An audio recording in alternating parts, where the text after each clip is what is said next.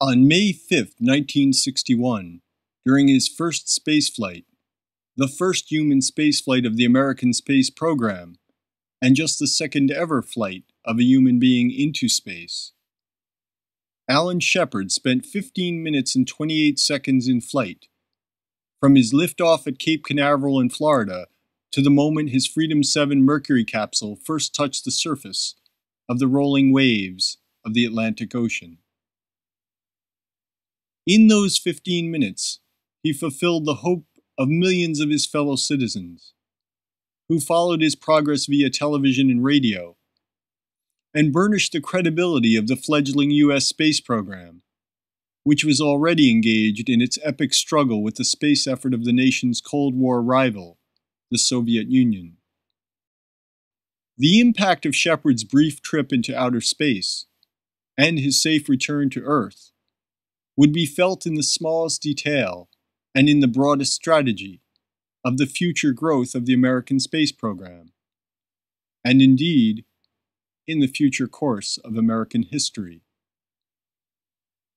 Within the narrow technical context of its importance to the next scheduled missions of the Mercury program, the very fact that Shepard had completed his odyssey in good health confirmed the validity of the idea that human beings ought to explore outer space in person.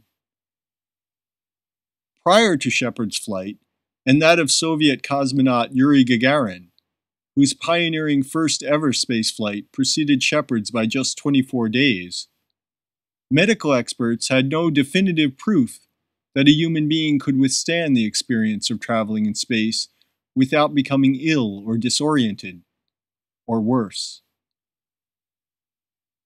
With his success aboard Freedom 7, Alan Shepard put such fears to rest. His communications with ground personnel were clear and concise throughout the flight, and all data regarding his health before, during, and after the experience showed him to be physically and mentally fit.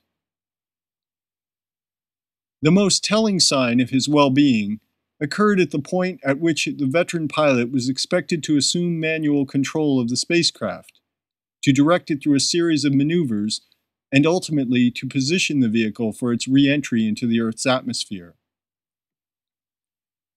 Shepard was well suited to the task. In the course of his military career, he had been trained in a variety of novel aircraft, and had accumulated more than 8,000 hours of flying time.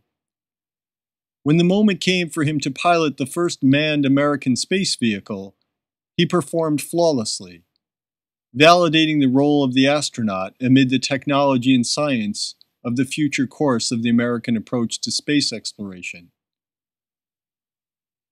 In a larger context, Alan Shepard's successful Freedom 7 mission provided a way forward for those who sought to lift the nation's competition with the Soviet Union away from the potential disaster of earthbound conflict between the two superpower enemies, each of which was equipped with a lethal arsenal of nuclear weapons.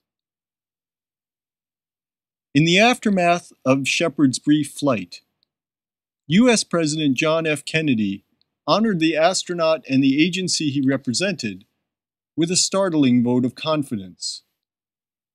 In his speech on May 25th, less than 3 weeks after Shepard's flight, President Kennedy set the nation's sights on the goal of landing an American astronaut on the surface of the moon and returning him safely to Earth before the end of the 1960s. In so doing, he ensured that the future course of the Cold War would include an option for competition aimed at peacefully landing human beings on the strange barren surface of the moon, as well as the already established potential for devastating the familiar landscape of Earth.